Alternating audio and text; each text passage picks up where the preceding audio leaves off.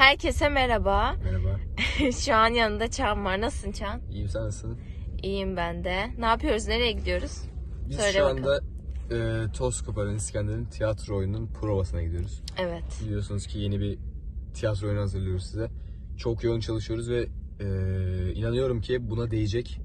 Çok güzel bir oyun çıkacak, inşallah beğenirsiniz. Ben de aynı şekilde düşünüyorum. Çok eğlenceli.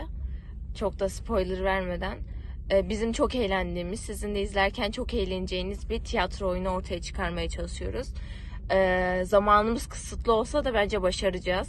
Çok iyi gidiyoruz bence. Evet, bence de çok iyi gidiyoruz. Fotoğraf çekimlerimiz falan başlayacak şimdi. Sonra da Sömestr'da İlk oyunumuza başlayacağız. evet, Sömestr'ın birinci günü. evet. Bütün sömestr boyunca devam edecek. Yorucu olacak. Evet. Bir Ama tık yorucu olacak ama Eğlenceli değecek olduğu bence. için ikisi birbirini eşitleyecek bence. Evet. O zaman biz gidelim. Evet, biz şu Orada an devam gidiyoruz o edelim. zaman. Bay bay.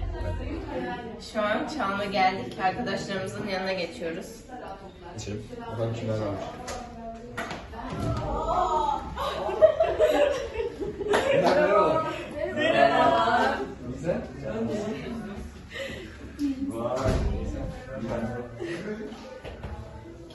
Vay. Ne yapıyorsun? İyi sen? İyi ben de. Bakalım burada.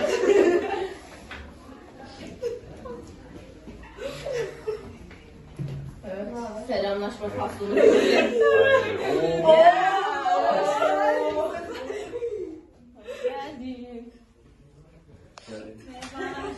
Nasılsın? İyi sen? İyi ben de.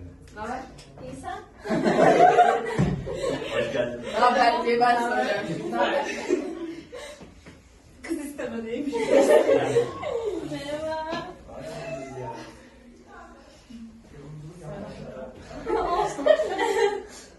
Herkes saçını kessin. Sen de mi kesin? Yok hayır. Sadece Arda'ya çağır. Kimin kanalı senin kanalın? Benim. Merhaba. Merhaba.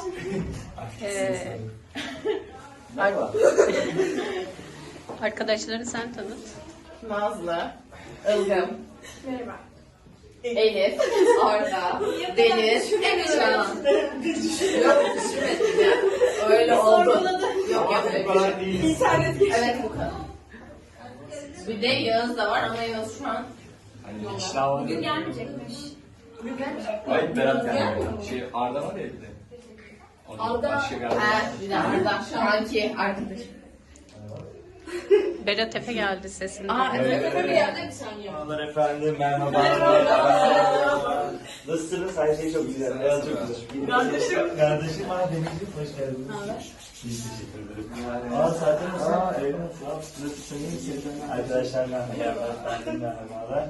Merhabalar efendim. Merhabalar efendim. Merhabalar efendim. Ve merhabalar efendim. Hayat gerçekten çok güzel. Evet, niye burada toplandınız? Bilmiyorum. Provamız var. Bugün Toskopa'nın İskender'in tiyatro oyununun provasını alacağız şimdi. Adam kral ya. Evet. Ne yapar bu Toskopalen İskender tiyatrosu? Ne yapar? Ne yer? Kimin sahibi anlatsın. Bana yapar. Denizciğim yardıma gelebilir misin lütfen? Efendim? Tamam anlaşıldı. Spoiler veremiyoruz. Evet, veremiyorum. Ama şunu Peki. söylemem gerekiyor ki çok güzel bir tiyatro oyunu geliyor. Evet, çok eğleneceğimiz, bence mükemmel bir tiyatro. Tamam. Siz Ne zaman? düşünüyorsunuz? Çok keyifli çalışıyoruz ve bence çok güzel bir iş ortaya çıkacak. Ne Çok zaman? mutluyuz hep beraber. İnşallah çok güzel bir Ne zaman? Ne zaman? sömestr tatilinde. Sizlerle birlikte olacağız. Evet. Beklemede kalın. Evet.